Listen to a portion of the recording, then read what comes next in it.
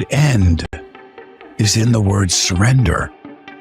Because you have to have a spiritual component within your business, in your life. Yes. We're used to being able to have that kind of control over things, and now you're in a position where you're out of control. I want to be an influencer. Right. That's what you strive to be for the rest of your life. When you eat that food for 40 years, and then you start to develop those cancers, the same companies that are going to treat the cancer and the pharmaceutical industry own the food that gave you the cancer. You're Haley's uncle.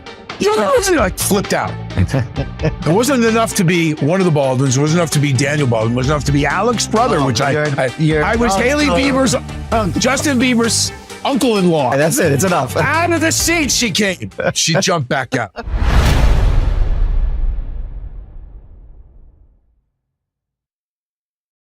We are here today, guys, with our new show, The Rabbi Benny Show. Today, we have a special guest, a good friend of ours, a partner of ours, a person who has really revitalized our company, iShook, and everything that we're doing with the podcasting industry. His name is the great Daniel Baldwin. How are you, Daniel?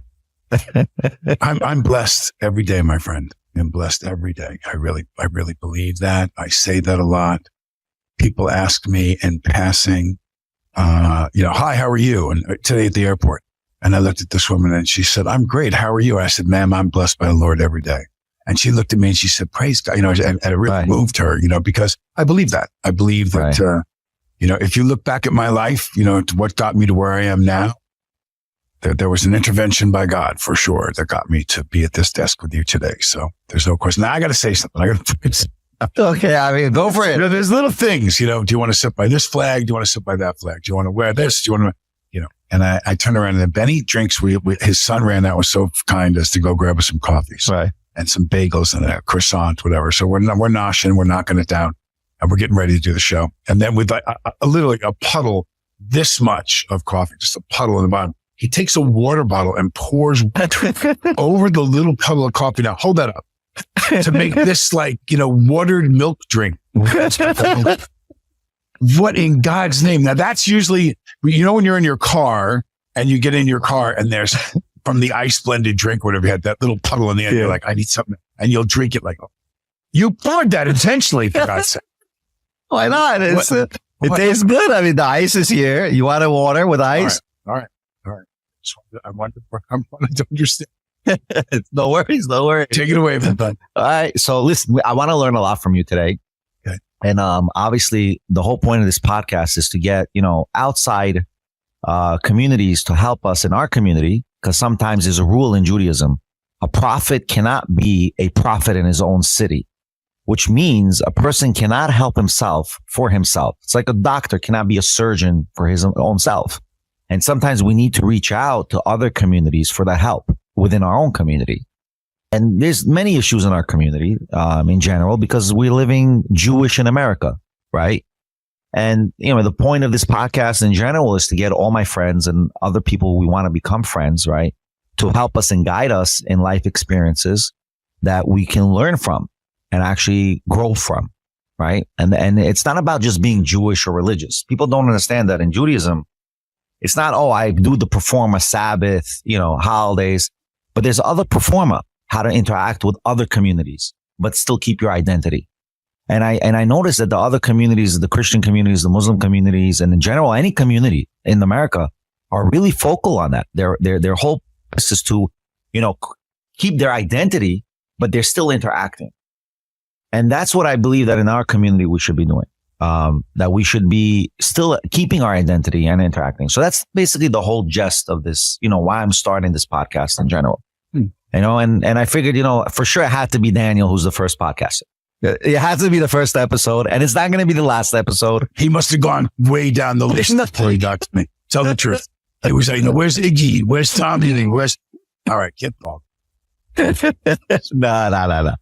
Nah. By the way, so before you even start, how great is it, that PBD podcast, by the way? I think you got an accumulation of over 6 million views already. I think it's more than that. Yeah? Wow. Yeah. Wow, that's huge. Yeah, he does an interesting thing. He does those little shorts, those little teasers. And I have to say that, I've watched him, and I never noticed that it was as it was with me. National Enquirer, especially the little teaser piece. The interview was straight up. He's a very good host because he listens. He knows how to refocus as I would start bantering on. So he's very dialed in. I actually really like him. He's a really good guy, which is not always the case when you're doing somebody's show. Not that I'm saying that here, of course. I don't mean to imply that at all. No, but he, and then I watched the numbers, we hit 1 million, then it hit 2, then it hit 5, so his influence is vast. I can't think of in that genre, maybe Rogan, is maybe only bigger than him, and he'll give Rogan a run for his money soon. Because he's also very bright, so when you're talking with him, you feel like you're getting a volley, you can rally in tennis, which is you're way back on the line and you're hitting those big long shots, or you can volley, which is right at the net. Right. And he can volley. He can definitely volley. So I'm about to sneeze. Would you say that Joe Rogan is more of a conversationalist, where PBD is more of an analytical individual? He's more, like you're saying, the volley. He's more like questioning, answering, like kind of trying to understand you more in what you're trying to say? Like, what would be the common denominator between the two? No, I think that they're both inviting, engaging. I've done lots of talk shows, some of the biggest ones of all time, and to have them, where they sit there and you can just tell. When I did Letterman, I don't think Letterman cared one thing about what I was saying. I didn't feel he was in the conversation with me. It was about the shtick. He didn't want to learn anything about me. When the camera went off during the break, he didn't engage or speak to me at all. He was very, and again, I don't know David that well, right? But I didn't get to know him any better by doing his show, for sure. Mm-hmm. Jay Leno was always, very much a gentleman, came by the green room, visited, talked to you. I did his show a few times. Conan, the same, very nice. Good Morning America. They come in, they say hi. Hey, all of them, Katie Couric and blah, blah, blah, blah, blah. So, it's a matter of, do you make the person feel important? Do you make the person feel heard?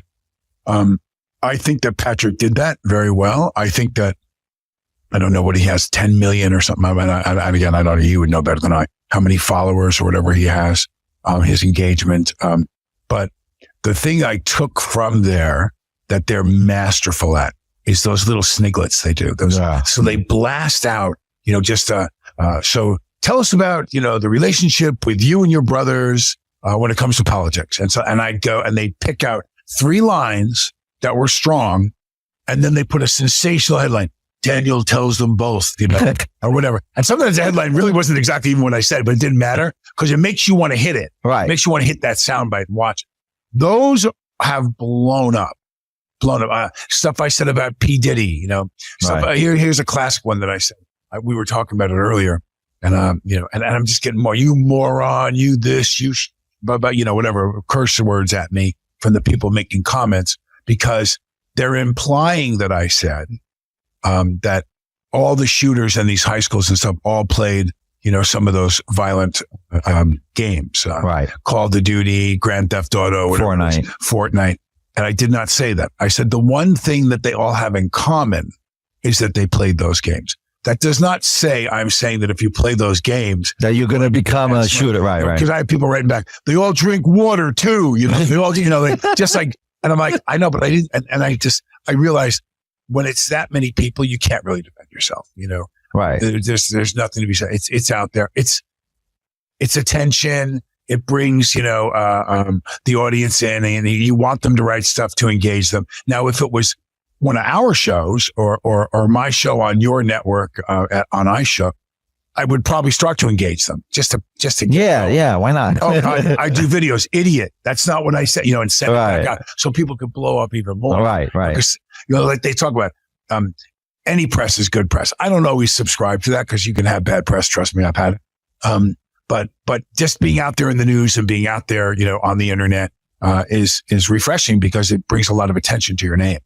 That's awesome. That's unbelievable. So you mentioned about Hollywood before in the pre-discussion, and I think we should start from there and the reason why, because God in Hollywood, right? Like was there a transition that Hollywood and movie making was about God? Because obviously one of the biggest movies that happened was the Ten Commandments, right? With what was it? Who was the actor again?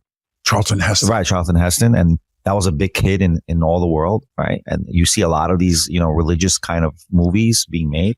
And then all of a sudden you have this transition that you have like Mark Wahlberg and you have all these other peoples creating their own studios to combat. Like, it's like now an infighting within movie making. And even in our own Jewish community, we're creating movies that, promote Judaism, promote religion. And happens to be one of the big rabbis, Rabbi Zamir Cohen, creates his own network where you can have a TV box. And that was also like scandalous, right? Like he creates his own TV box that you can actually watch videos of Jewish kosher, but like a kosher, content creation Kosher system. content. Right. Kosher content for the community, Sure. Specific communities. And I think the Christian community also have their own kosher kind of content, right? Everyone has their own kind of content. Yeah. But walk us through the transition. When did it start to be where you can't even express yourself with your faith in general? I think that there's never, because of the election, been more attention paid to this particular category. I will tell you that in my path, which I like to, I can comment on as an expert because it's mine. Right. So to break into, and I'm not Jewish, I'm a Christian. I'm a born again Christian. So the faith-based market, they call it. Right. It's the one market Hollywood has never been able to get their hands on. And I'll tell you why. Because within the faith-based market are 10,000 of those little Christian stores that are associated with churches, that are in malls, but they're tiny little booths. You go in there and they have cards and a few items, and that's a Christian store.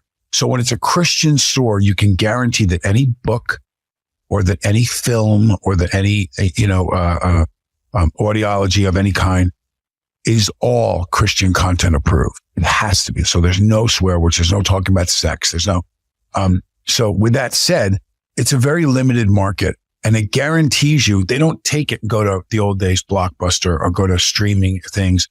They don't, you can go directly to the 10,000 stores and sell them and they will pay the big number, $16 a DVD.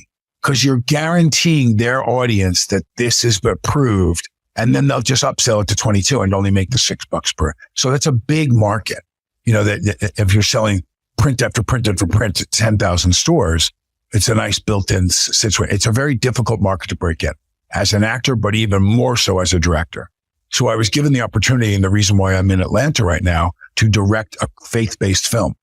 And I got my brother Billy and I got my brother Steven and Mickey Rourke and Denise Richards and Dean Cain. I mean, this cast, normally in a faith-based film, there's one or two. Kevin Sorbo is a big leader in that market.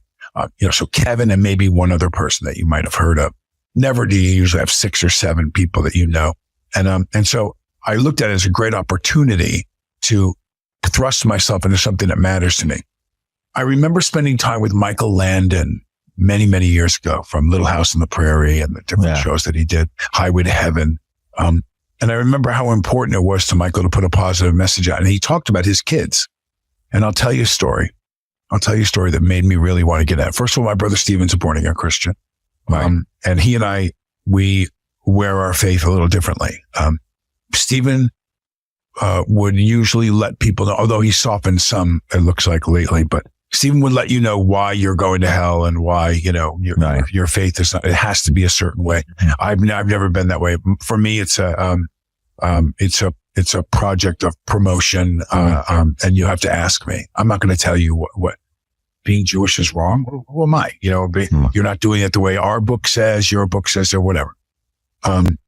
You believe what you believe. And at the end, we're all going to find out. Well, I say the same thing, by the way. I say, it doesn't matter who the Messiah is going to be. When the Messiah is coming, we're all going to follow, right? So whatever it is, it doesn't matter. But for Buddhists, for this, I believe they were all the son of God, So again, to each his own reach, Right. Well, by the way, in Judaism, we believe all children, all humankind is son of God. So that's the side point. But it doesn't matter. It's no difference. It's that faith is faith, and you should always have the faith that you're born into. Yes. That's my opinion. Yes. I don't believe it's for me to tell you. It's like my sobriety. As you know, I'm sober for many, many years. Right. And if someone wants to know my path, I talk about my faith. I talk about, what I did in the 12-step programs in order to get myself to a place where I could stop drinking. And And I made it, I mean, and by all accounts, it didn't look like I was going to be able to do that, Well, so walk us through that. How, like, help the communities learn. Like, we have a lot of young guys in our community, like we said before, right? Like at least about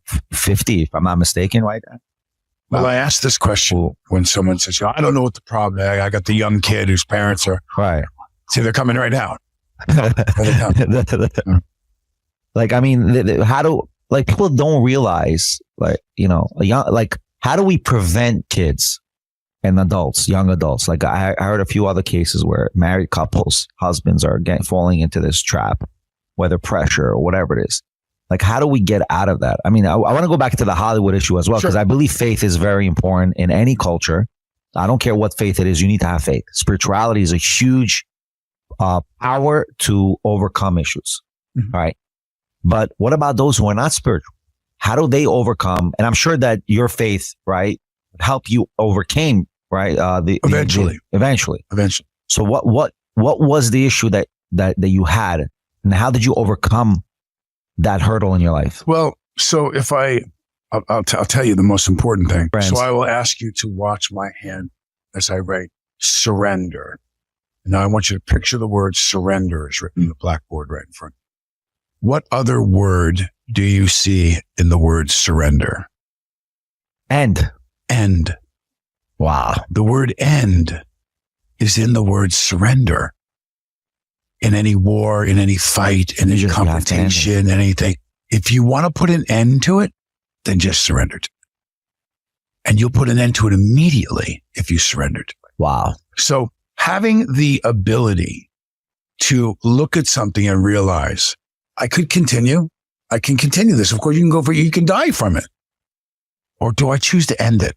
Is that what I really want? So following the direction of those before me that freely gave of me their time and their grace and said, listen, here's how we did it. And we walked through these steps and we did these certain things, which had a lot to do with higher power. They were smart enough, those that wrote the books, to say, have some kind of higher power. It doesn't matter what it is. Right. It doesn't matter what book, but have a higher power, because doing this by yourself will be very difficult.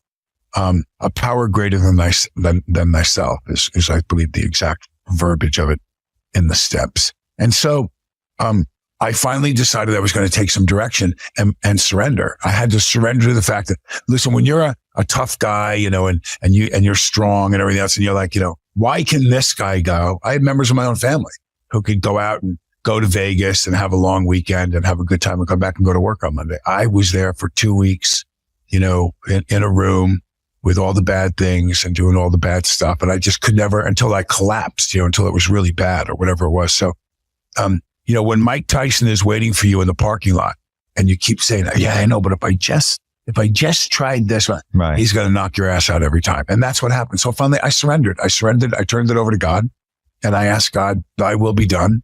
And I just said, listen, tell me what you want me to do. Show me, Rabbi, in my morning meditation and my morning prayer every day, I get up and I two things that I always include in my prayer. God, please continue to guide me. And please, Lord, don't let me miss the signs. And I say that because as powerful men, a person like yourself who has this beautiful synagogue and all these people that follow you that look to you to help them, that's a powerful position. That's a powerful, important position in your community. When you are a powerful person and you have to make quick decisions that can determine, the finances or the marriage or whatever. I mean, the types of things that are lobbed in your lap are real life, dramatic stuff where people are infidelity, God forbid, and this and that and stuff where you got to go, okay, hang on, and go through the book with them and how it's supposed to be done. And a lot of pressure.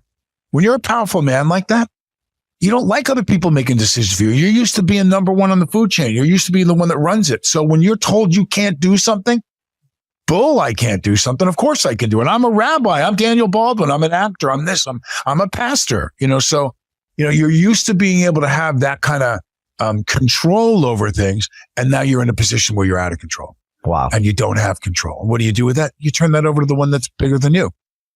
So you really have to not just surrender physically, also mentally. spiritually. Yeah. Yeah. That's really what a person has to do to overcome these things. Mm-hmm.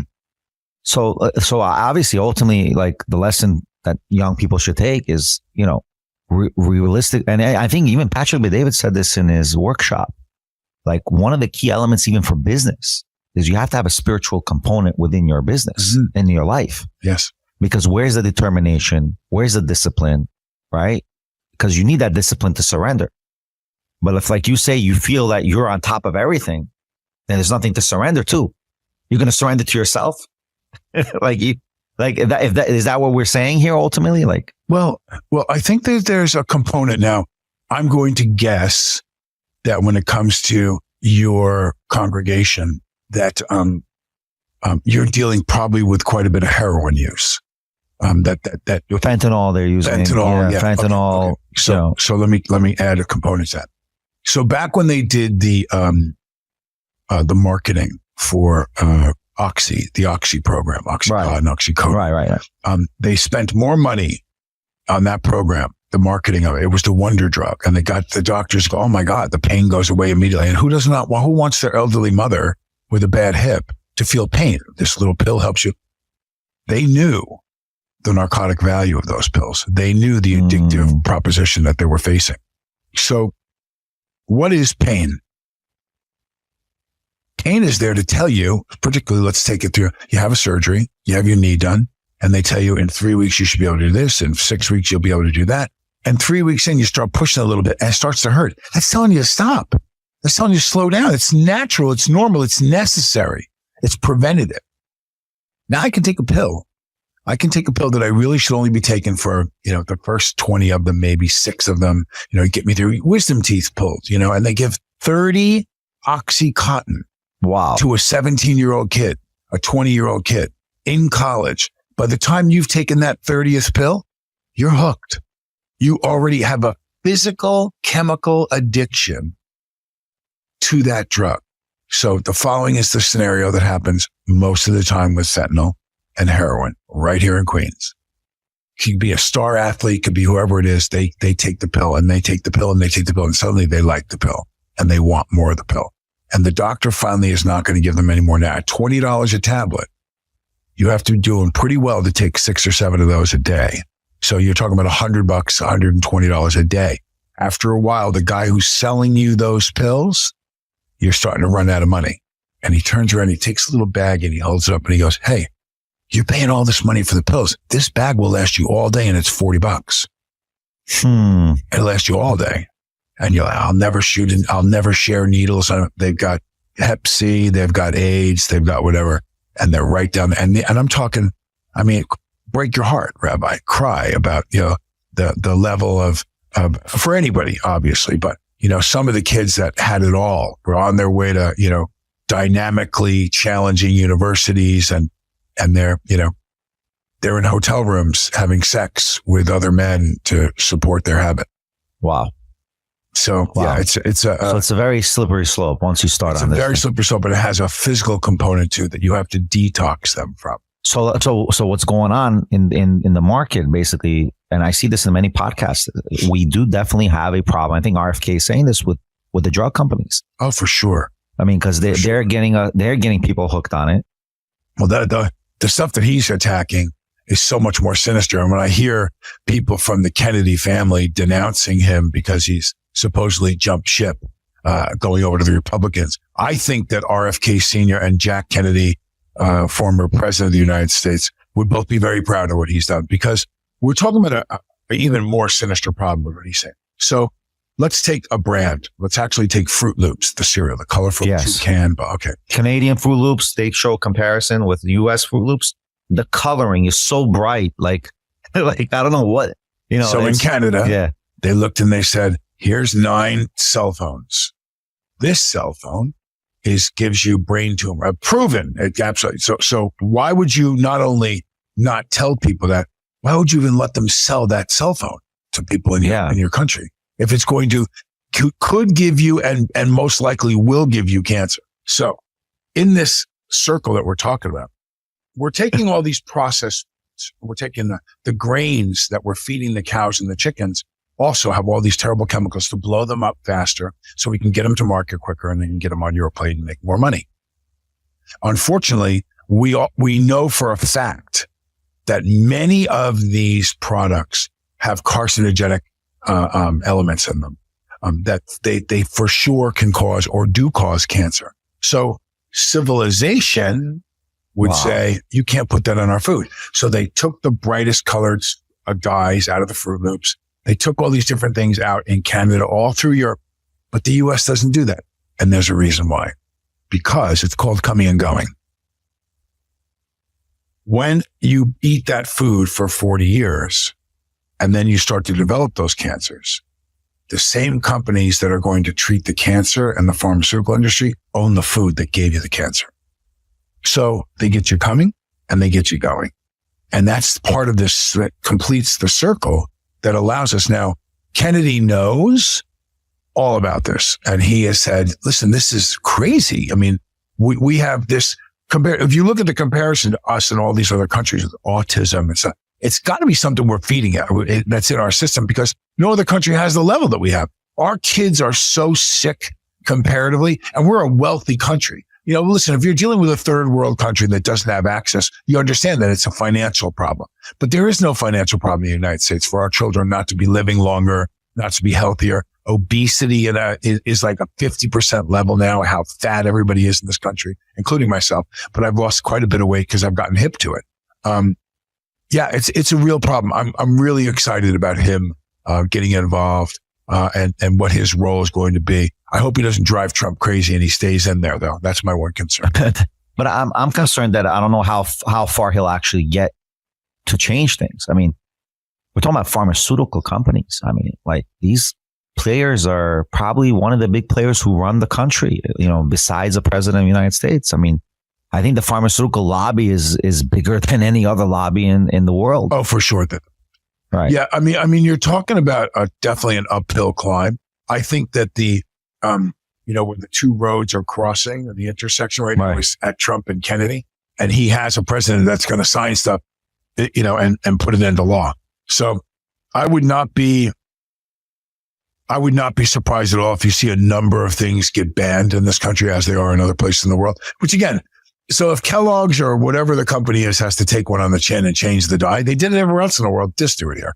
You know, I think ultimately that's what will happen if they get it, you know, through. That's the cost of doing business. That's it. But do you think that they're going to say, okay, we'll give you A, B, C, but they're going to keep the rest running as it is? They can say, okay, we're going to make this cereals change here. We'll change a cereal here, you know, but in reality, the real money where they're making the real money, like you said, they're going from birth to death and they're making money throughout your whole life experience. Yeah, I think where you're going to get it is you might be able to, if you remove a dye, you remove a dye. That'll be from everything. It won't just be from the cereal. If you ban the dye's out. So that's a big one. That's a big one. So that means all these drinks are also going to be removed. Many things that contain that. If you ban the element, that the red dye number, whatever, you know, then it's banned from everything. Wow. So if they ban that, that's a big step. Are we going to get into being able to get rid of all the pesticides that are in grains that are in the cow? I don't think in 4 years. Now, again, who's going to win and carry the torch after him? Is it going to be another Republican? Who do you think? Will it be Vance? Or I read a thing the other day that I almost got sick, and that was that right now the front runner for the Democrats is Kamala again. And I thought again. I go, how? She just lost what, $2 billion and still in debt? Yeah. I don't. Did you see the thing about her fighting? There was an article that showed her boxing gloves on, about to fight. Who's the kid that just fought Jake? The one who just fought Jake Paul. Jake Paul. It's her fighting Jake Paul to make the money to pay back the debt. I thought it was funny. Yeah, that was funny. That is funny. I don't see. I mean, I don't know who's going to. Is Gavin Newsom going to stay around long enough? There's a few other candidates. I think I just read an article a few days ago. Mitt Romney wants to run, and he's choosing a running mate already or something. I don't know what the shtick is. He's going to fire it up now. I mean, I think JD's pretty young, and the logical thing would be for him to, or would one of Trump's, children? I don't know. The Bushes did it. Yeah, that's true. But I think they're gonna let JD run. I think so too. I think JD will run after. I think so too. I think he's very eloquent. Yeah, I think he's the natural choice. He proved himself to be a star player with that debate. And his daughter-in-law down in Florida is really pushing it. I don't know what she's up to, but I think Trump. Oh, which one? Trump? Laura. Yeah, Laura. She lives in Florida now? I thought she's in Atlanta. But she's in Florida. Oh, I don't know. We got fact check. Fact check it. I'm going fast. Oh, Trump. All right. Fact check. Where's Laura? I thought she was. Check out where Laura lives. She's somewhere in Florida. But she's, I think, originally from either Georgia. But she holds some office now or something. She's a VP in the Republican Party. I think. What is that Where called? Where is she? All right. Yeah.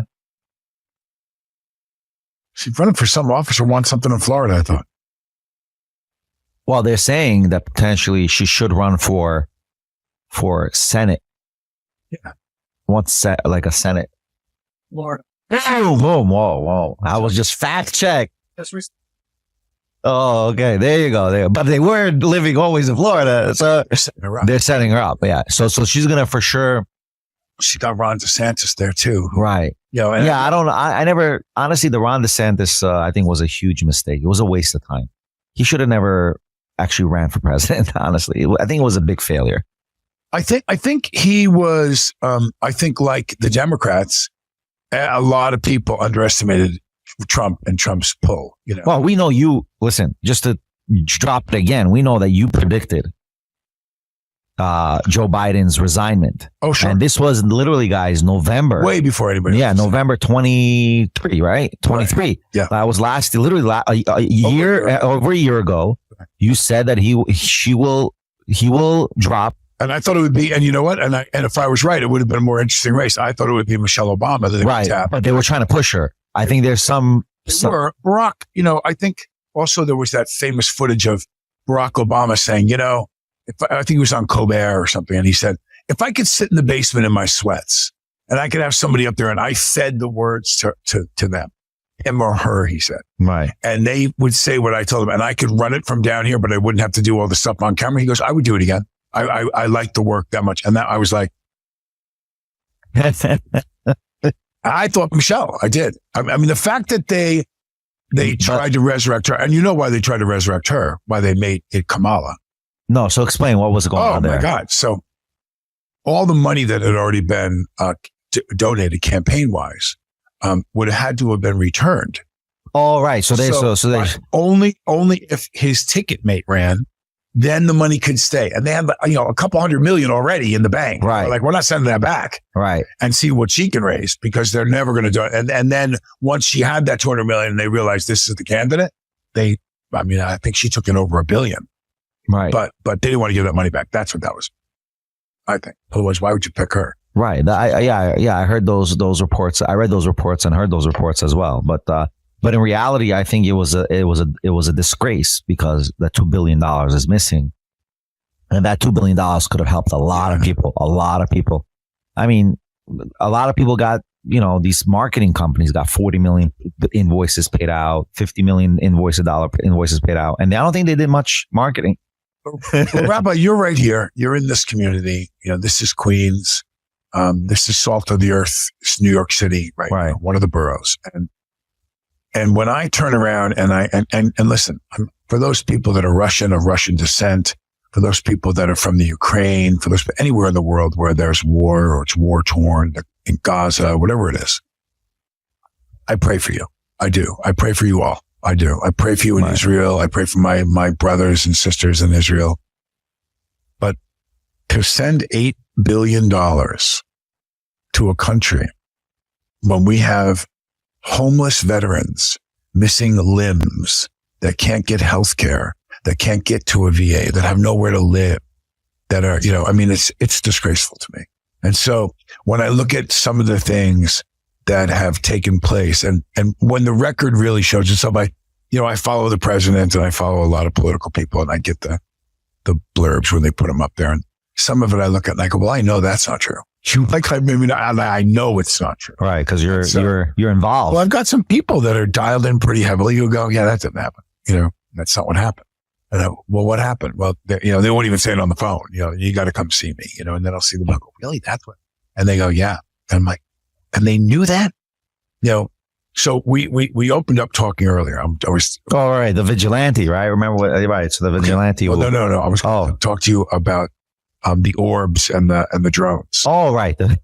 Okay. So what's this? So the new one I heard. Okay. And this, by the way, this is just to explain that you are getting direct information from individuals. This is intel that I got from a friend when I was asking him questions for my show, and I asked him if he would come on and talk with us. He said no. Oh, wow. And I said no. So you can't. He goes no. So, but why would he say no? What? Like he's not allowed, or he's fearful. Of saying this. So I'm not, because I don't. Again, anything I say, I'm talking from my source of information or my own experience. And I'll say, no, I know, I heard him say that, or I saw that. Right. So the drones and the stuff we're seeing in the sky, which is hysterical that they're actually saying things like, the reported drones or what are you talking about? We have video evidence of them. There's F-16s in the air. Like, are you really going to deny that? 1,000 of videos reported.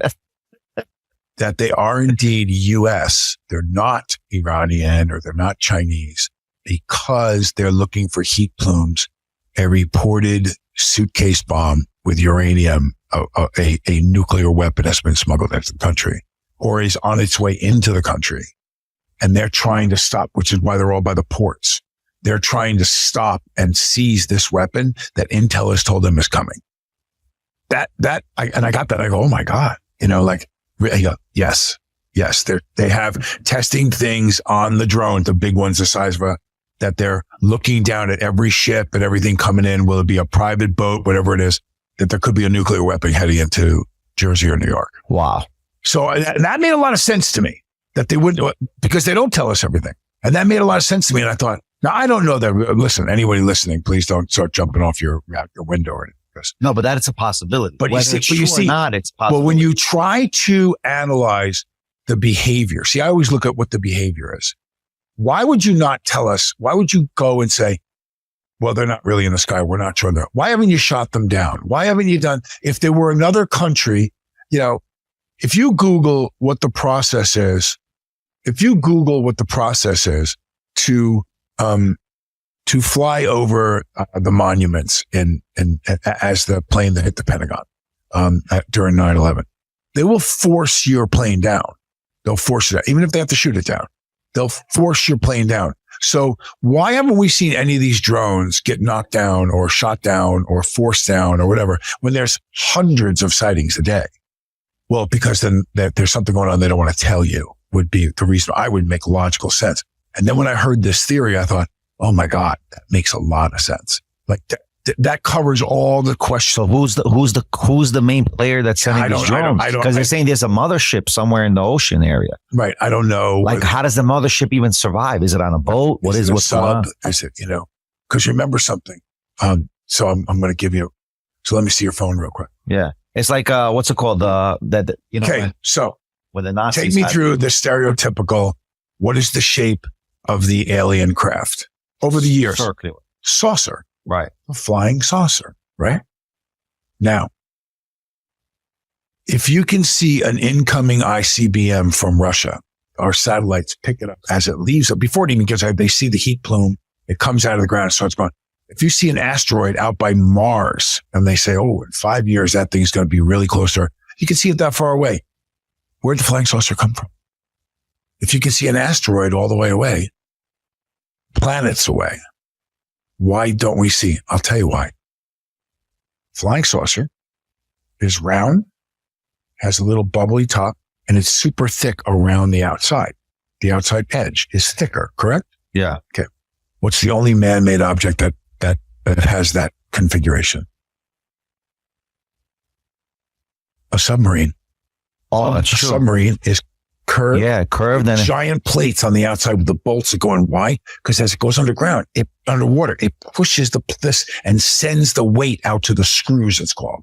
So it takes that pressure and sends it out to the big thick metal so it can go way under and take on all that underwater. So it's like a placement, a pressure displacement. here comes the F-16 and it's flying.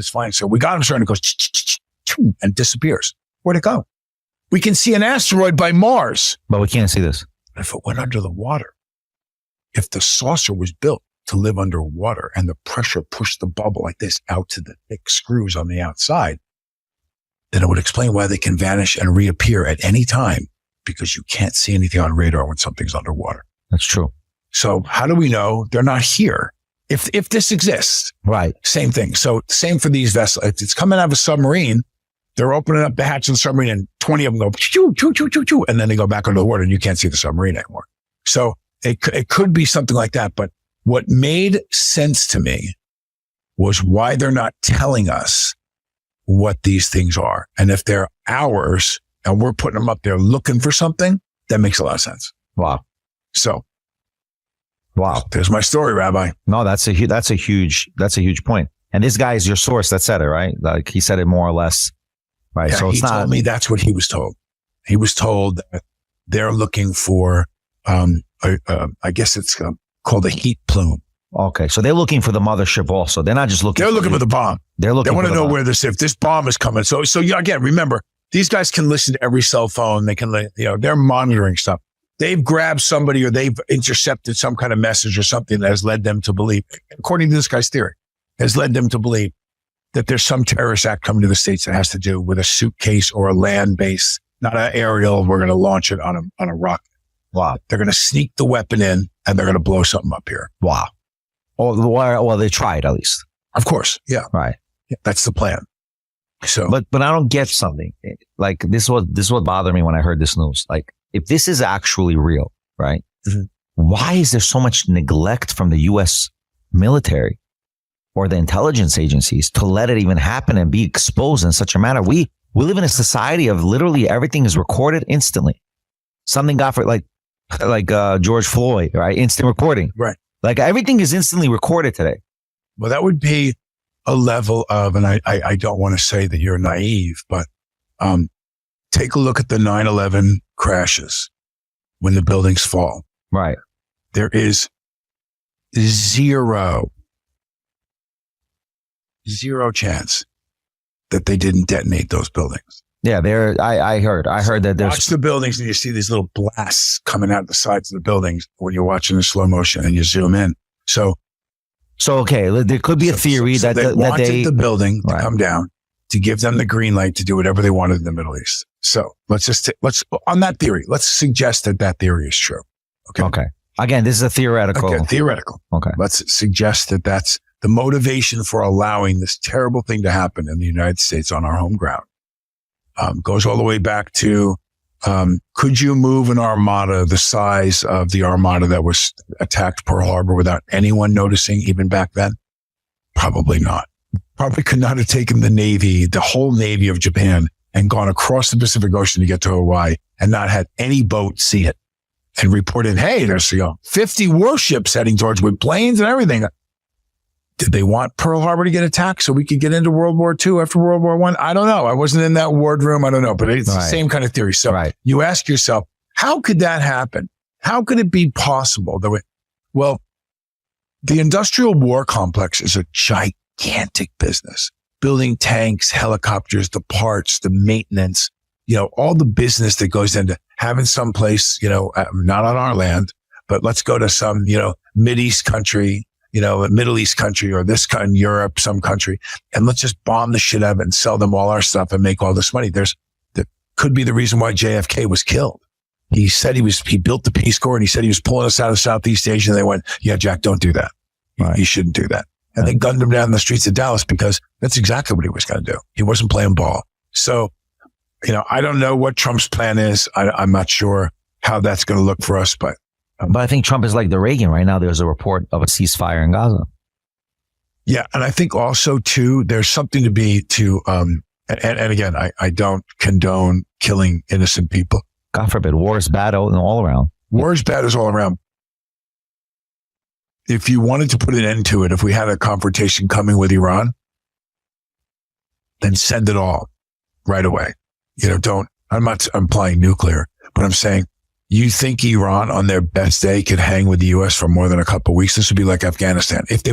Or are we going to step on the pedal, give it a little gas, ease off, step on the pedal, so that we prolong this conflict, so that we make all the money for all of our friends that are involved in the industrial complex, and that we could prolong a war with they're a formidable opponent. It's not like we're going into Delaware and trying to. Right, no doubt. I think it'll be for sure, like you said, Afghanistan, Iraq. They'll if they go full force, they're taking it all out in a second. Oh, I think that the real trouble here is going to be Iran. I think that we've yet to complete the trifecta of Afghanistan, Iraq. We could get that under control again, diplomatically, but Iran probably isn't going to roll over. They're going to have to go. And the theory behind that is the triple pipeline. So right now, still, you have to barrel the oil, and the barrels have to be taken and put on a ship, and the ship then comes out and takes these barrels of oil that we have. Some of them are now put in. They want to take super tankers, and they want to take Afghanistan, Iraq, Iran, and have all three pipes run into one pipe, and have that one pipe run out to the Caspian Sea, and then have the freighter pull up right under it and fill it up like a car full of oil, and then just float off and just. Oh, you're saving billions, trillions of dollars. Yeah, like economically would be saved if you turn it into a gas station. Well, they want all three, and so when they have all, so now three, we know where. Okay, so that's unbelievable what you're saying right now. So that's why China is focusing right now. Literally, they have contracts with Uzbekistan, Tajikistan, all the stands, right, to create a direct train system, right, for export-import to save that money and get directly to Europe. Yeah. So this is exactly why China will make a deal with Iran, secure Iran's position, so we in the U.S. don't do what you just said. Well, this is why you have economically, they're talking about this green income. So we're looking at the tax, the green taxes, the tax credits. Right. And that's because China and Russia and the oil business has always been in dollars. Well, they've decided they want to break off of that. They don't want to acknowledge the U.S. dollar. Right. So they did the BRICS. So they're doing the BRICS. So what do? We come up with this mythological tax break that you get, these tax credits which is another currency. And that's all in dollars now for the next 50 years. So you're going to get, do you know that? Now, just to clarify, we're talking about the energy tax credits. Yes, credits. Energy tax credits. So we're going to be taxed on energy? No. That's one, right? No, here's how it works. Okay, sure. Okay. So it was passed by Biden. In 2030, it kicks in. So in 2030, you will be assessed your carbon imprint. Now, if you're an airline, you have a tremendous carbon imprint. You're burning that fuel. It's leaving a carbon trail behind the engines of every plane, burning, it's terrible. If you're a taxi cab company in New York, if you're a grocery store owner, you have even the electric lights and different things you do, you leave a carbon imprint. The amount of waste and garbage that they collect every week has a carbon imprint because they're going to destroy it, burn it, do it. So you'll be given your carbon rating. Let's just say, for argument's sake, it goes 1 through 100, and you're a 10. Your little deli only does a 10 carbon imprint. You will pay an additional tax based on that 10 rating, starting in 2030. Now, in some companies, it will drive them into the ground. It could be up as high as 30% of their income, in addition to the taxes you pay now. So what they've developed is carbon credits, a usable, tradable. So we come into the synagogue. The synagogue has a carbon imprint. We're going to change all the light bulbs. We're going to change the generator. We're going to change the heating system. We're going to change filters. So you're assessed a 42 and you drive the 42 down to a 20. You have 22 carbon credits, and those carbon credits can be sold to Exxon if they want to buy them from you because they need them to offset their imprint. Wow. So it's going to be an actual convertible currency. Right. It's its own currency, all set up by the U.S. government. Wow. Got all this regulation covered, paid for, and these, ecologists have all told us this must be right. It's a currency play. So to all the listeners, that's how we dropped the hit of 32 trillion. Carbon credits. Carbon credits and carbon tax, obviously, right? That's right, baby. It's coming for sure. So that's another way to empower the US dollar besides the crypto US backed dollars. I think, Trump has said that he's going to, he's postured himself as somebody that's going to be favorable towards crypto. Such a hard time believing that the chief is going to let the dollar go. No, he's not. He's not. That's why. Well, I think Biden would have. I think if she won, we would have lost the dollar. They would have gone. Yeah, because they're just letting it go. And U.S. government owns. Because they're just letting it go. They're not. Yeah, they don't care. They don't care. No, but I think now, if you notice the new report with XRP, they're getting their XRP US dollar backed dollar. Right.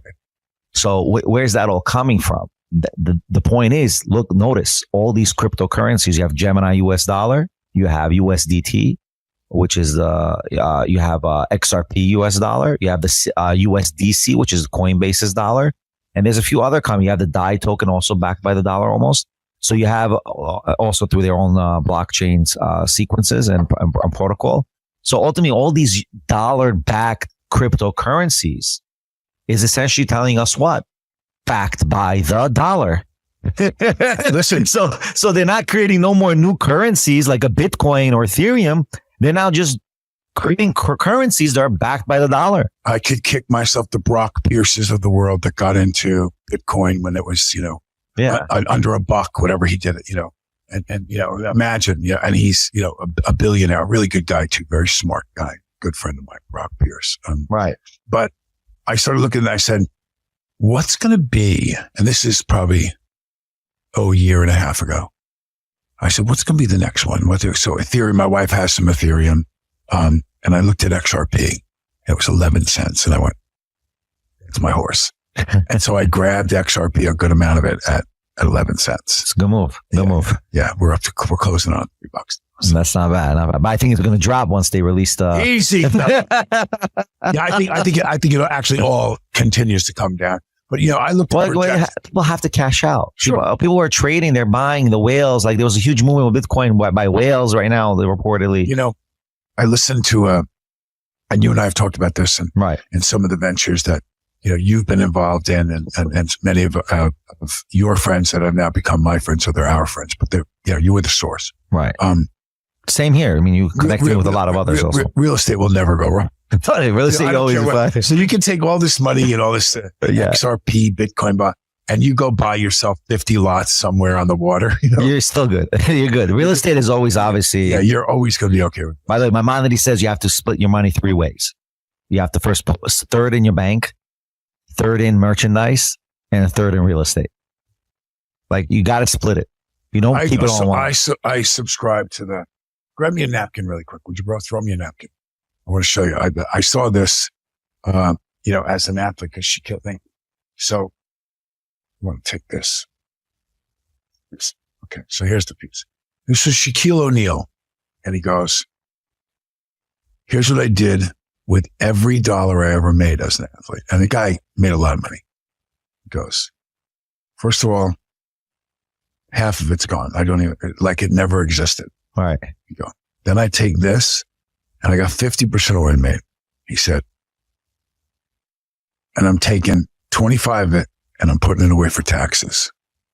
He said, and then I take this and I take 12.5% and that's what I'm allowed to live. I have to live off of, splurge, buy, whatever I do every year off of 12.5%. Now, granted, 12.5% of my income on some years was a lot of money. He said, and then this is rainy day money. It goes in a separate account just in case. But 12.5 is all I've ever allowed myself to spend. He goes, and I've never spent all 12.5. He goes, but that's what I do. And I looked at that. So, there's the taxes are put away at 25%, and I thought that's a brilliant strategy. I mean, if for millionaires, I don't know. Can you do that? Can you do that with 60,000 a year? Can you? The average.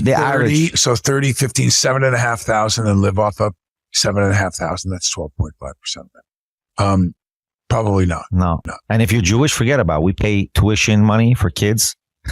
Right now, 30,000 a year. You have 6, 7 kids. It's funny. I just had that conversation briefly via text with my daughter's mother, and I said, because my wife and I have both, very conscious. She's an attorney and she's very savvy and she's much more thrifty than I am. And she's like, no, let's put that in this account. Just do it. Just manage it then. I trust you. You're not going to take the money and run off somewhere. So, right. go, just do it. Not that I'm not good with money, but she's way more, she has accounts that has all this meticulous. I said, great. And then we were talking about college. Avis is a junior in high school. She's second half now coming of her junior year. And then the year after that, she's off to school. They have a great program called the HOPE program in Georgia, that if you went all 4 years to a Georgia high school, you can go to school for free at any Georgia university. Wow. Emory, Georgia, Wow. Georgia Tech, free. Wow. Yeah. So I'm like, This is New York and those bills. Avis, we could like Georgia. We could like that school a lot. Yeah. But the point was, her mother asked me about something she wanted to do with the kids and wanted to know if I would finance it. And I said, I have never asked you for a dime. I've had the kids now for almost a decade myself. I said, I've never asked you for any money. I never asked. I was entitled to get child support, blah, blah. I make a lot more money than she does. I never, listen, go do your, I got it. But now college is coming and you're asking me if I'm going to send them, to Disneyland with you or whatever the hell she was asking me to do. And I said, no. I said, but college is coming for Avis. And you're right. And that's a big bill. That's a big bill because you got to figure I'm going to take home maybe a little more than half of what I make by the time I pay agents, managers, lawyers, taxes. So, if it's deceptive thing to say you made $500,000 that year, you took home $250 and college costs $110. Like, what did you make? It happened. What happened? Nothing. So I said to her, I go, well, where are you going to be when the bill comes for college? And she said, well, I'll chip. I said, no. Avis can take out the loans and you can co-sign the loans. Oh, it got dead silent after I said that. No comment. No comment. Right? Nothing. There was nothing said. There was, So that bill is going to fall on us. And of course, and my wife, is wise and, and us preparing for that. Hopefully Avis decides to go to school in Georgia. That would be a great help. Avis, if you're listening, Georgia's a good opportunity. Go Bulldogs, Avis. Yeah. So we'll see. But it's funny that just came up the other day. So, wow. Yeah. And I really never, to my wife's credit, I didn't give that a lot of thought. Yeah, I just figured, okay, I got to go do two crappy movies that I don't want to do, and make enough to send her, and I'll work 6 weeks. I'm in a position, thank God, to be able to do something like that. But I don't want to do them, and I'm getting old, man. I'm 64 years old. Right. I want to stay home with my son and my wife, and you just want to chill. I mean, garden, grow tomatoes. I mean, ultimately, the way I think of it, like, it's not going to be like whatever Shaquille O'Neal, like going back to the Shaquille O'Neal point, right? Like whatever he's saying, it applies to millionaires. It doesn't apply. It's very hard to apply that to an average, what's it called? An average American who's working. Okay, well, let's look at, let's hear that. So let's take it to, what's the average, median salary? It's about, from what I know, it's about 31,000 now. Okay. Yeah. Let's say it's 200,000. Okay. Let's say not a millionaire, 1/5 of a millionaire. Okay. You make 200,000, right? And you're going to pay 50, let's say 50 in taxes. You got 1/5. Yeah. Right. Well, let's just do the same program. If you make 200,000 and you go to 100 and then you go to 50. So can you live on $25,000 a year? Rent? You're paying rent. How much is your rent? I don't think you can do it 25 a year. You can't do it for sure living in New York. Maybe you can do living in South Carolina or North Carolina, not in the greatest locations. Yeah, and let's keep in mind, you're right. You're right about this being a great configuration for someone who's making 50 million or whatever. Yeah. Because then you're left with, several $1 million to live your life. But still, what if it's not 12? What if it's 20? You know what I mean? Like it still could be, could you live on 40,000 a year? 20% of in New York, yeah. Even in New York, but you're not going to be. You might be in a small, a 2-bedroom, 3-bedroom apartment in Queens. You're not going to be in Manhattan, right? It's 24,000, 30,000 a year for rent, and you got 10, 20,000 for food, clothes. Not a problem, easy to do. Right. So let's, maybe it's not 12, maybe it's 20. But the point I think that he was trying to make was, we make this money, and I know that I'm guilty of this partially because in the 90s, from 92 to 2010. I just always made money. Like I didn't, I call my agent up, but hey, and I was doing a lot of voiceovers. I could, do endorsement things. I could do appearances. I could do, and then you start getting older and people start looking at you going, who are you? And that shrivels up, I saw, not too long ago, a good friend of mine is doing a reality show now. And I thought, wow, he was a big movie star. He's doing a reality show now. And I've done reality throughout my career. I've spotted it here and there and blah, blah, but I wasn't an A-list big movie star either, So, when you get older, the pickings get a little thinner. Right. You gotta. No, but now we live in a society you can create your own content and make and get back to the game. I mean, thank God with PBD, he helped. I mean, he took the interview, and that I think that's a good propelling. Between you and me, I don't want to call strife with you and your brother Steven, but you surpassed Steven's viewership, by the way. I mean, we buried him. Yeah, definitely. He only has like one clip that's 1.3. You have clips already going to go to 2 million, like literally. Yeah. No, we surpassed him. Yeah. You know what's funny about that too? That competitive thing with me and my brothers, still sometimes, not like it used to, but sometimes exists.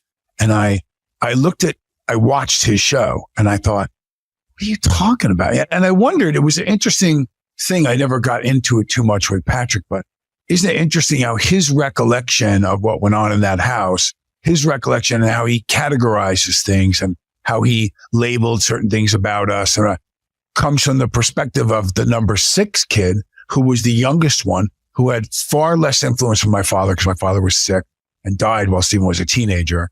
I looked, I wasn't in the house as much. And, my mom had by then, I remember one time coming home from college, I guess I was like a senior. And so Stephen was 6 years younger than me. So he was like in 10th grade in high school. And I come in and like 3 of his friends are in the den in my house. We had a big 25 by 25 den that had a door to go outside so we could sneak in and out of the house through this den. And my father wasn't living in the house at the time. Wow. He had left. My mother and him had some problems and he was very sick. I think he was hiding his sickness from my mom. Didn't want her to see it. But anyway. Wow, that's very noble of him. Yeah. I walk in the house and there's, Corey and Paul and Sully and this guy, and they're passed out. And there's like, remnants of weed on on the, like someone had been smoking pot or whatever, Again, we all did this and, in high school, we tried it.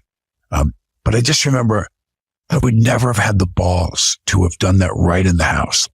That would have been just like unheard of. If I told Alec, let's go downstairs in the den and smoke a joint, my brother would go, what?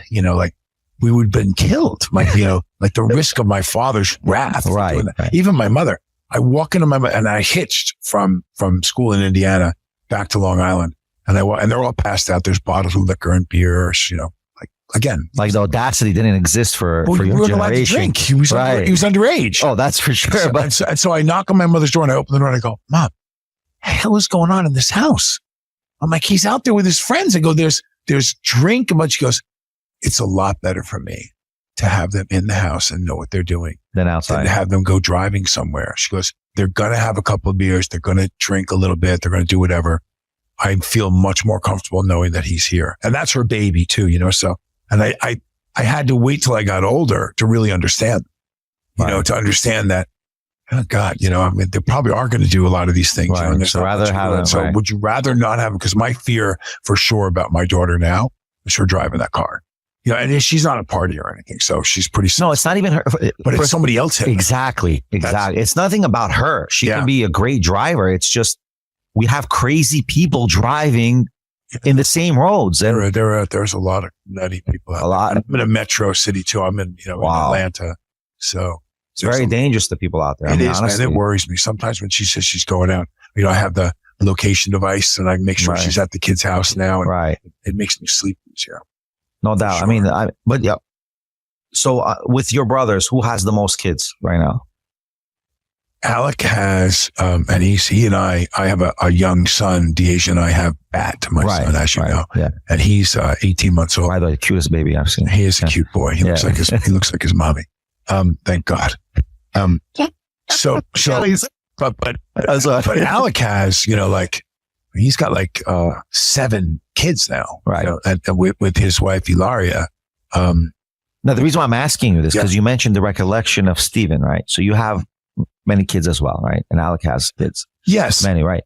Do you notice from your own children that they recall life situations in the house differently? Well, this was the thing about the Patrick Bet-David show when I listened to Stephen and I got, saw all these references, people asking me questions. See, remember something, when something happens to Alec or something happens to Billy or something happens to Stephen or me, they hear about it. People send them stuff or news outlets call them up, and some things have been, really very big in the news too, where it's not always as easy being coupled in and looking like your brother. And I mean, God knows, back in my years where I was practicing with addiction, Alec, I got arrested. I got a big fight with this cop. And Alec had to stand there and, we're working on Daniel. We're hoping that he's going to get better. But, and he had to kind of be the face of the family that took that. And he's had some difficulties, as we know, in the last couple of years, where suddenly this incredible situation got lobbed into my lap where, we don't like to speak for each other. This has been a very tense time for us. He's been exonerated of all that stuff. Thank God. Thank God. And rightfully so, for sure.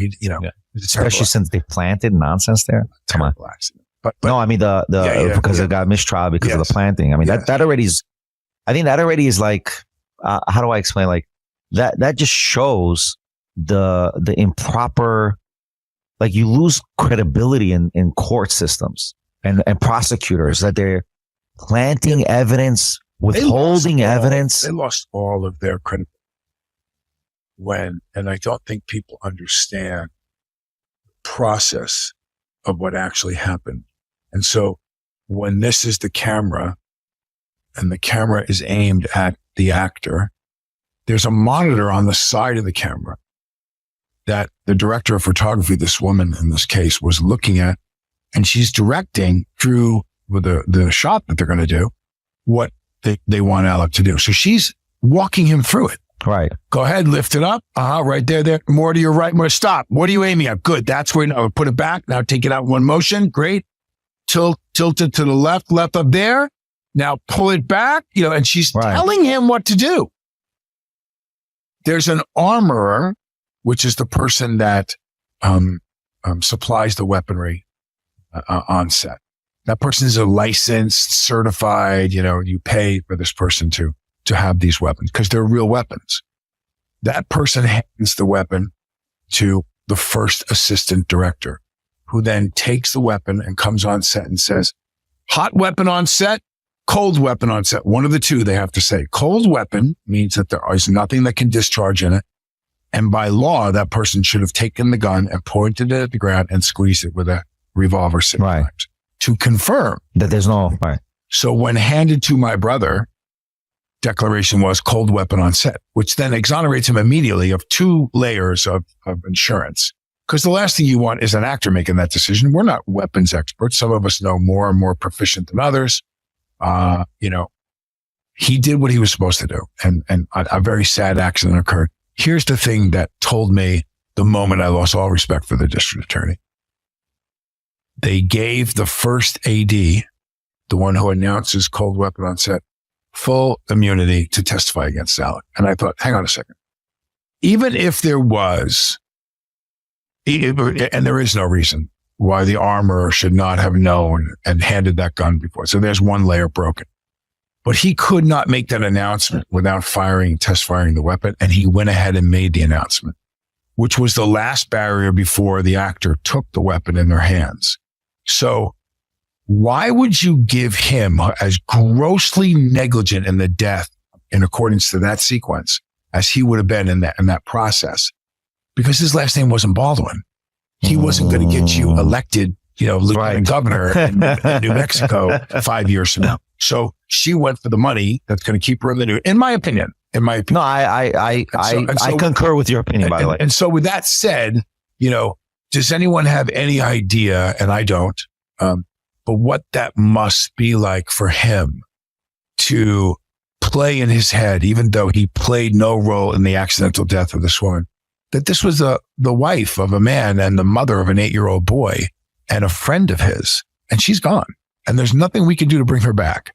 And he will replay that explosion in his hand and the impact vision of Ryder for the rest of his life. No doubt. And so, and that's a sad situation for him. You also mentioned Patrick with David, and they showed a clip, by the way, with Alex said, if I would run for president, I would win. So they did that. They did it with one of your shorts. And I'm like, wow, I didn't know he ever said that. And actually, that's a big thing. I mean, your brother should be proud of you that you. Well, I think that we don't see eye to eye politically. I think that he has made it very well known in the press what he thinks of people that have voted for Trump and blah. And again, I don't, there was some mention that he said at Turin Film Festival of how the people that voted for him are not living in the reality or something. Yeah. And so I would challenge him on that. I mean, by the way, in 2020, when Biden won, it was like 80-20, Democrat, Republican, something like that. Mm-hmm. Now it's been like 57-33, something like something in a range that it went up 30% more for Trump in New York State. Yeah. In Queens went up. Many districts in Queens went up for Trump, went red. Our district where we are now was red fully. It was heavy red, like the majority red here. And in the Jewish community, is it normally more Democratic? Yes. I think traditionally it is. Yes. Because of the, let's be clear, like a lot of them, putting away stereotypes, not all Jews are rich, right? So you have a lot of people who are poor, and we usually vote Democrat for the welfare and for the which is quite amazing to me, because I got to tell you that there are people, and I won't say the word, but that are peeing in their own pants right now globally when this guy comes in, because of how quickly he's going to straighten this out. And there are things going on, and I think they should on. And there are things going on right now where so we've talked about in the past tariffs, and we talked about it on Patrick's show. And everyone's jumping on, well, that's just going to be transferred on to us, the American consumer. And I said, well, not really, not necessarily, because if you were going to buy a car and you were going to buy a Chinese car or you're going to buy a Japanese car, whatever, you might think twice about them buying an American car now. And the money that we're giving to offset what's going on economically in Detroit and in Michigan and in the assembly lines and so on.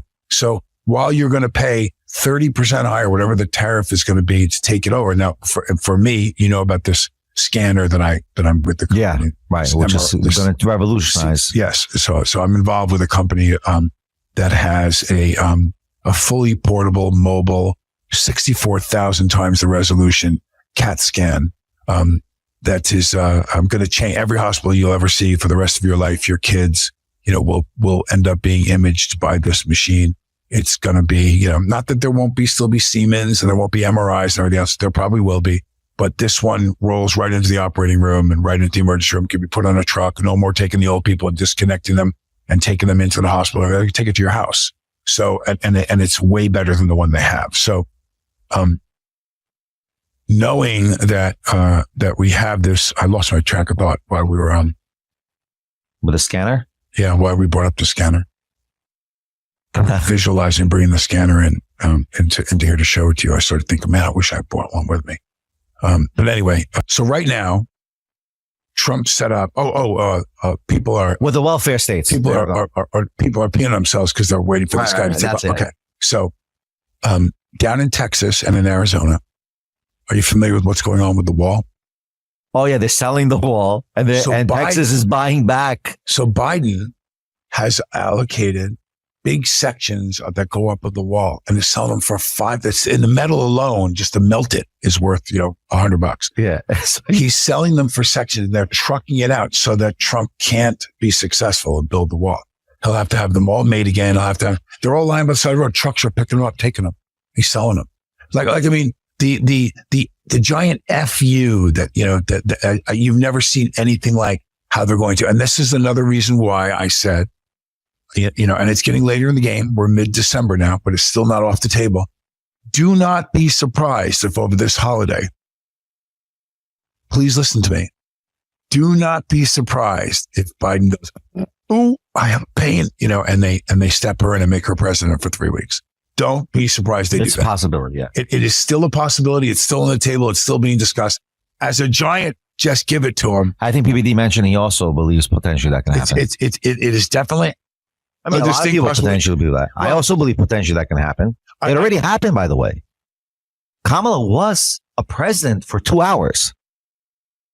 Did you know this? Tell me no. Okay. So Joe Biden, I think, went for a colonoscopy or something. Under anesthesia. And they gave her the presidency for 2 hours. And they found out he was an asshole when they did the test. Oh, sorry. Shit. Well, it is a shul, right? So the guy, but it's okay. That was a good joke. I let it pass this time, Daniel. but Google it. Fact check it. No. I'm sure it's true. It was true. So therefore, I am not skeptical that it can happen again. No, because if they already did it, she's already sworn in. I don't think they need to swear in again. No. We're not. We're talking about he would step down as president. Completely step down? Completely step down. Okay. And that would make her 47. But that's what I'm saying. She already was 47. No, well, that's a temporary thing while he's... Okay, so if it's temporary... I'm talking about him. No, her being sworn in as the president. So side question. If it's temporary, right, is she considered 47? No. So what is she? No. 45, 46 and a half? She's the vice president. Well, if you're in a car accident, you're unconscious. You're not the president. You step in for him to figure out until he has to actually officially step out. What is that called? That's like, I don't know. I don't know either. Marilyn Monroe. I don't know. Well, Lyndon B. Johnson was in that position until he was sworn in. But the president was dead. So no, but there was an interim before they sworn him in. What would be his position? What would be his title?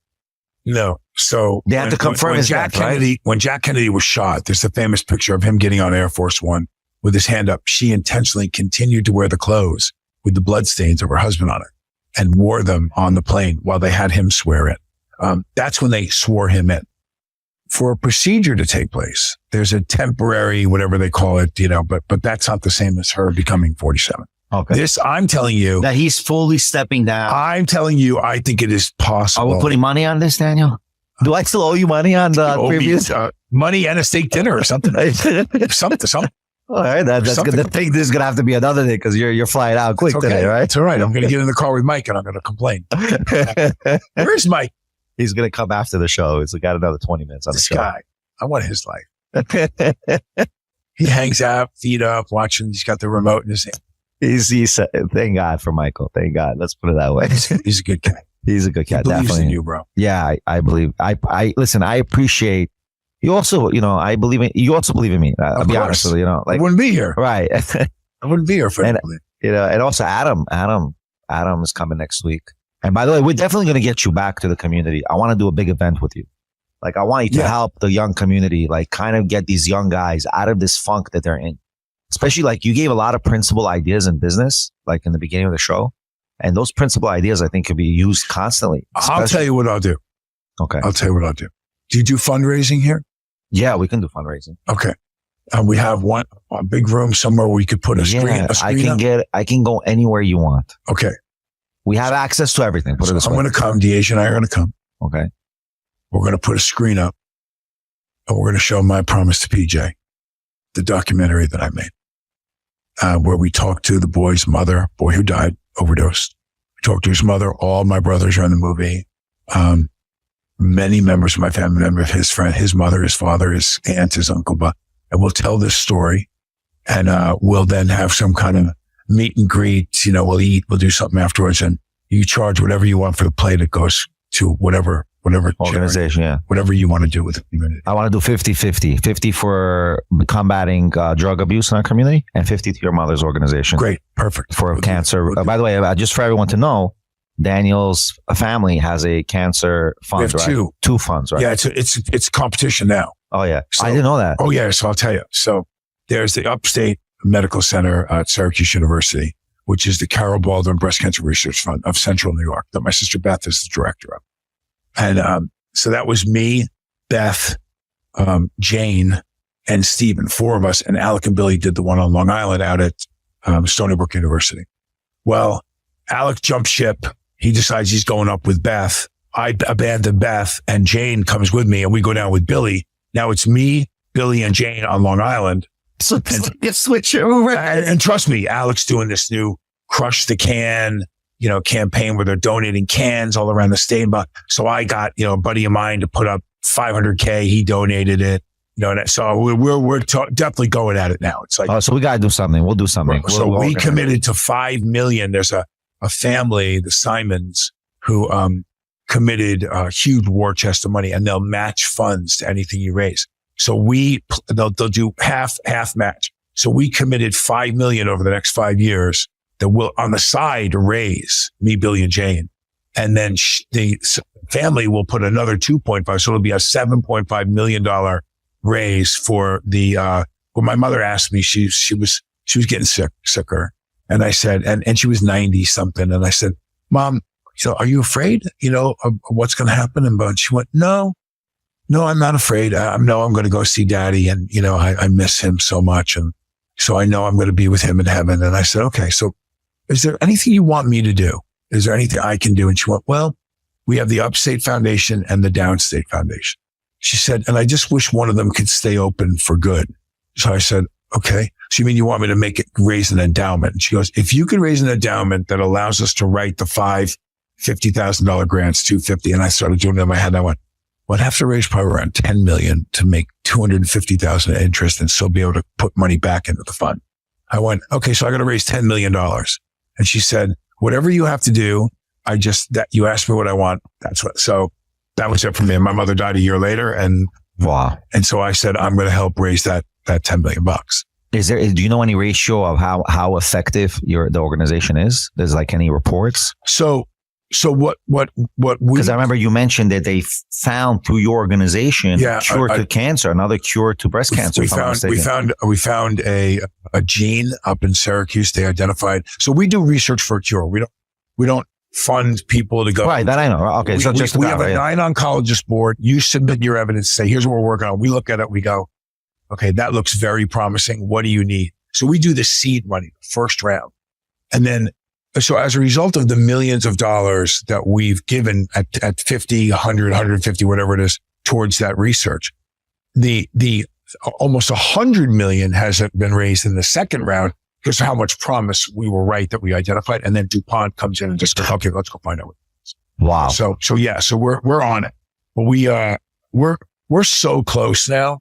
We're so close. And the scanner that I'm affiliated with, it's going to help a lot. Will be huge in the early detection. Wow. A big part of that is, so go out, get a mammogram, go out for sure. I didn't want to have a colonoscopy, tough guy. No one couldn't do that to me. That nonsense, right? And then my wife's stepfather gets really sick and dies. Wow. And I thought, I'm supposed to get it at 50, then for sure by 55. Now I'm 63 at the time, and I go get it. I had 11 polyps. Wow. In my colon. And I had, 2 of them were really big. And so the guy called my wife up and said, I just want you to know I just saved your husband's life. For sure, this would have been burst in the next year or 2. So, and then he said, you have to come back. I went back in 1 year, which was just last week, and had 3 more. So in a year, 3 more had grown. When you eat healthy, how is it even happening? Bro, I don't know what again, that food chain thing, how much of it I've already set up into action. Yeah. Right. I don't know. What else environmentally is in the air, the water? I mean, they talk about chemtrails. You guys are really close to airports here. What are we breathing? Paul LaGuardia is right here, 5 minutes away, and you have JFK. I mean, like really, yeah. I mean, that's a huge thing. They talk about, they're showing pictures of those drones. Some of them were going up and down, leaving a mist behind them. I mean, they're so capable of doing such subversive stuff. It's interesting, so much so that here we have an 18-month-old son, my wife and I. And I said, D, I've lived in Canada. I've lived in Switzerland. I've lived in Italy. I've lived in multiple places in the United States, probably 10. And I miss Italy. I miss how just simple life is there. People don't worry about the stuff we worry about here. People are so happy to make 20 grand a year and have a nice little home. And, they're just, we chase so much here. We do. We chase so much. And at the end of the day, you don't take any of it with you, and the amount of time that you have when you're lying on that deathbed, or you start getting really sick and you start thinking about how you'd give anything for one more fishing trip. You'd give anything for, really simple stuff. So, and as I think about how I've raised my teenage daughters, and they're good kids, don't get me wrong, but they're very much about their phones and very much about social media. And, you ask the average American, they did a comparison with TikTok. You and I talked about this in China. And they asked the average Chinese kid, and the first answer was, what do you want to be for a living? I'd like to be an astronaut. What else would you like to be for a living? I'd like to be a doctor. First two answers. In the US, the first answer of a kid between the ages of 12 and 22, I want to be an influencer. I want to be an influencer. Right. That's what you strive to be for the rest of your life. And they look at these guys, that have made all this money, and again, that's the goal, because unless you're influencing them to do something that's socially needed medically, or it's a social cause, whatever, an influencer is somebody who steps in front of a mirror and does little dances. And it's so funny that they call that an influencer. Yeah. Mm-hmm. Vanity has become influencers. Listen, I don't get what that is all about. It's changed the trajectory of my career. I mean, think about it. I'll tell you two quick stories. Number one, when the casting came for the last movie I directed, it wasn't my money. And they brought in, standard, well, let's read people. Show me the actor, show me their tape. Let me give them an audition. They can come here, whatever. Here's a list of the influencers we're looking at. And I went, okay. So she's very pretty. He's very handsome. Do they actually act? Well, they're interested in getting an act. I went, you want me to put them in this complex role in this thing where their mother dies and blah, blah, and you don't even know if they can act? You just want me to hire them. They have, 7.9 million followers on TikTok. And this one has 22 million. I went, I know, but I'm making a movie. I'm directing the movie. Like, I don't care how many followers. What if they can't act? They really didn't care. They really did not care. It all had to do with how many people are going to shout out, stream out, text out, Instagram out, Twitter out, by so there's no acceptance of reality. I mean, the reality is that when you're making a movie, you obviously have to have good actors who can perform in the movie. They don't care. They don't care. They don't care.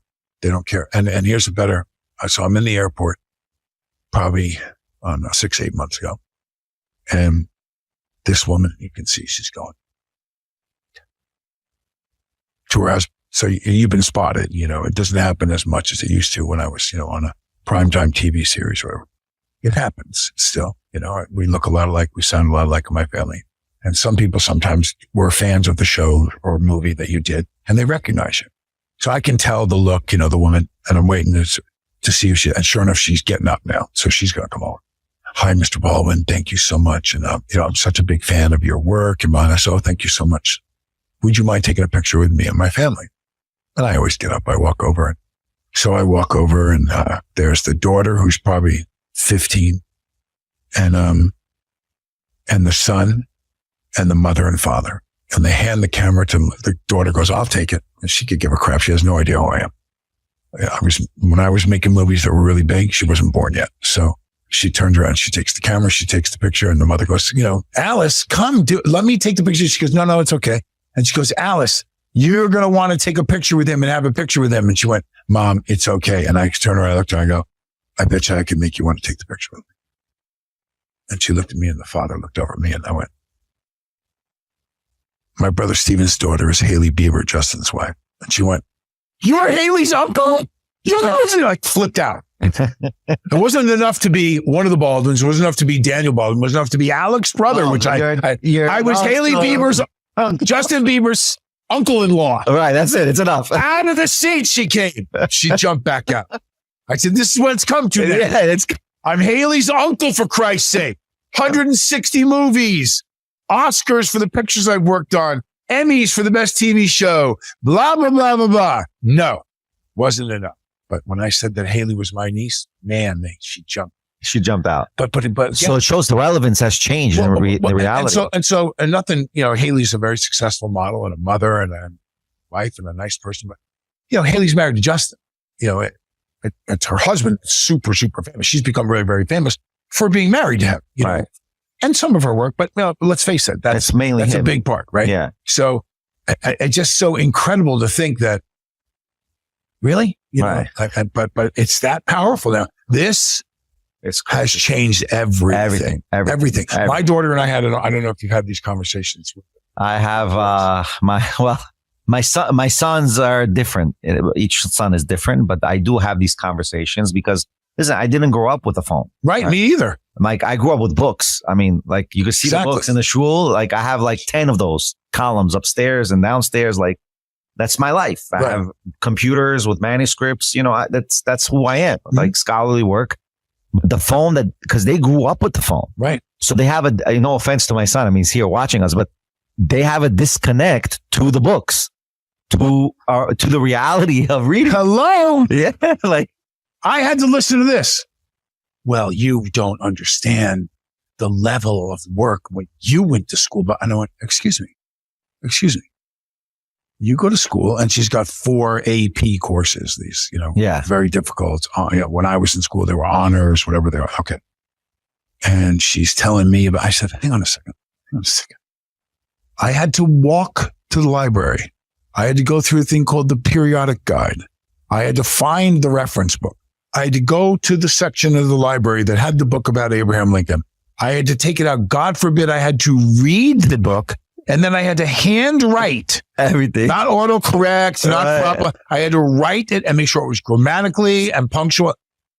Spelling, content. I go, you can talk into a phone and it writes you the paper if you want. Right. And does the research for you. Are you really going to compare how many access that you have and think that what you're doing is harder than what I did? There's no way. I said in one day with the number of, with what's going on with iShook, with what's going on with other endeavors that I do, then God forbid, so I took out the script and I said, to save money, I love these guys, producers. They've hired me a number of times. I looked at their call sheet. 5 pages the first day, 4.5 pages, 6 pages, 4 pages, 5 pages, 4.5, 5.5. Got to the last day of the movie, 16.5 pages. Baldwin's here because they didn't want to pay me for 2 days because of what they had to pay me for the one day. So they put 16 pages on a movie, which they hadn't done more than 6 once. Now they're going to do 7, 8 twice in one day. So I had to remember, and these are, what did I tell you at the time when your mother, these long speeches. Right. And I said, you memorize 16 pages of dialogue in 5 scenes and do them without making a mistake or very few mistakes and get it done in one day. I want to see you do that.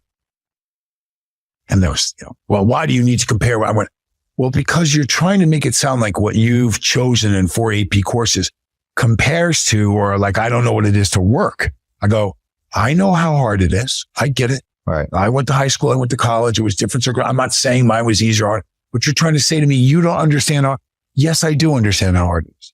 So I thought to myself in this conversation, why I asked you boys, because I know the boys. I mean, right. I get it. But still, there's a detachment about the reality, right. Because these phones have changed everything. And there was a great cartoon I saw, and it's a hovering spaceship. And you just see the 4 Martian, whatever they are, the aliens go, beep, beep, beep, beep. Yeah. The Martians, in the Looney Tunes, right? And they're talking to each other. And they're looking down, and the one turns around, and then it takes their beep, beep, and starts writing in English what they're saying. And the one says, what's wrong with his hand? What's wrong? All their hands. Something's wrong with their hands. The device that they're watching them cannot see metal or cannot see objects, can only see the outline of that. And they're all walking around New York City like they're staring down into the right. because they're all looking at their phones. Right. So, and when I go into a restaurant now, I clock it. Everything. I go to a restaurant. Kids out with their husband. The husband's on the phone. The wife's on the phone the whole time. No connection. No connection. There's no sharing this. I think the phones have created multiple alternate realities in our society today. I think that's the biggest challenge we have today.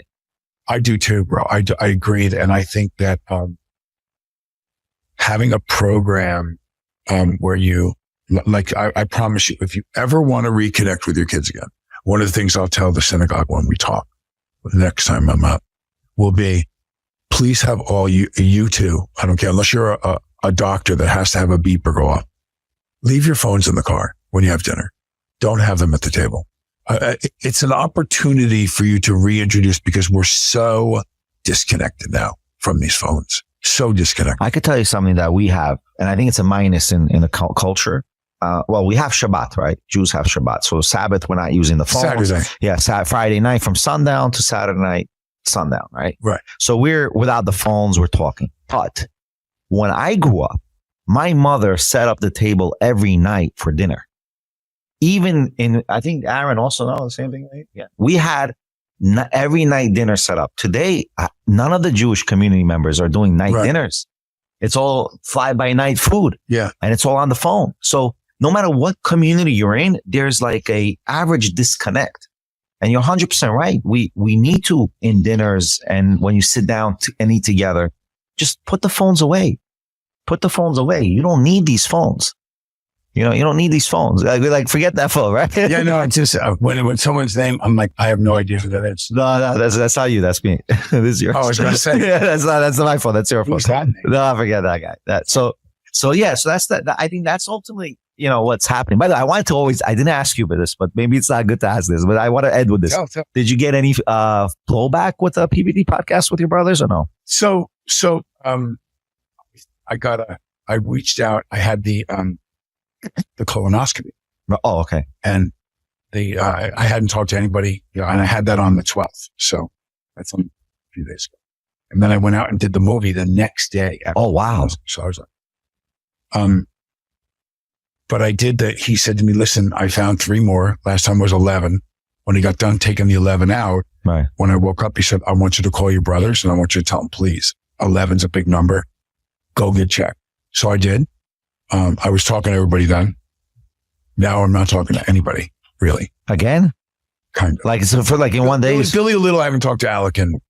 So Alec didn't respond to the. No. So because I think you were commendable on PBDs. His wife contacted me through my sister when he was on trial and said, it would be really helpful if you came. And I said, okay.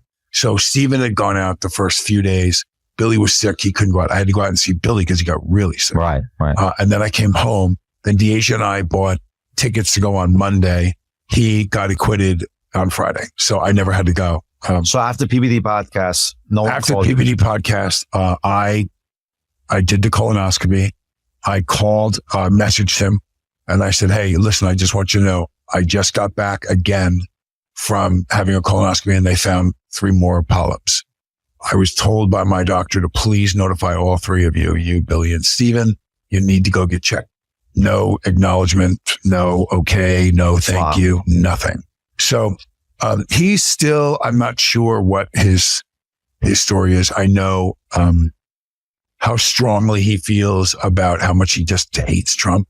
And I, this time it wasn't like it was in, 2016 or 2020. This time I came out of the barn and I supported him and I told the reasons why and I went after her and I actually campaigned for him. And I've said all along too, and I think, and I would say this to the president's face. I wondered if in this big giant country, with all the talented people that we have, were these really the 2 best candidates that we could have elected? I mean, Donald Trump Sr. has got a lot of things a lot of savvy that I go for, but he is a much older man. There wasn't a 50-year-old guy that believed the same, a JD Vance, or somebody, because I wonder how much this is going to tax him. I do. I'm concerned about that for him. It's a lot of pressure for a man his age. I think if there's anybody that I've seen in the political arena that could do it at 80, it'll be him, but he's 79 now. I think he can do it, and I'll tell you why. He has trained his body to go undergo huge amounts of pressure. I mean, do you know his daily routine? They say he sleeps 4 or 5 hours a day. Right? He obviously, and I think because he never drank liquor, never took drugs, never smoked, nothing. Right. I think his body is in a different league. Sure. I mean, honestly, and he golfs all day. You're like literally standing and like he's been doing this for the past 4 years, golfing every day, almost. So I think he has the ability. And honestly, I personally think they could have never found anyone else but Trump. He has a movement behind him. And only now they're realizing the movement that he has, the Democratic Party. And by the way, I wanted to mention before, we mentioned about why Jews vote Democrat is because in New York City, like mostly Democrats win. So we want to be in the primaries. That's why a lot of them are registered Democrats still, to choose the right candidate in the primary. And a lot of times we get the right candidates that we want in the primary to win in the Democratic Party. I mean, I'm registered Republican. Right. So I don't really care about the primaries. I care about But I didn't vote down ballot. I voted Democrat for certain judges because there's certain judges that you can know these judges will interpret the law more for the people than for the big brother corporate people. And I'm more for local peoples to win than corporate to win. That's because listen, people take advantage of the little guy. And I don't want the little guy to lose. I want the little guy to win. Well, I think a lot of this has to do, and I learned this through following a little harder. I followed the Democratic line, was a registered Democrat, even up till 2020. But I will say this in a competency of what I've learned to believe. When you look at, Trump's going to cut taxes or save taxes for the billionaires. And I say, okay. Well, first of all, there's not a chance that Hillary or Harris was going to make up the lost money by taxing, because the people that got them elected are the same billionaires. They're just Democrats. So that's nonsense. Right. Nonsense. Pharmaceutical companies are going to pay. This one's got, it's all BS. But remember something. On either side of that coin, Democrat or Republican billionaires, if they're doing well, then they're hiring and they're employing a lot of people. Those same people that you think you're so against because they're not paying as much in taxes are making more money that allows their business to grow, that hires more people and stimulates the economy. There is that aspect of it that you have to consider. So when you say, oh yeah, but the middle class guy, how many people are the middle class people employing versus one billionaire? And the one billionaire owns a big textile company that employs 10,000 people. 10,000 families eat because of this one guy. One. He doesn't get a little more than the other guy break? Listen, employ 10,000 regular commoners like myself.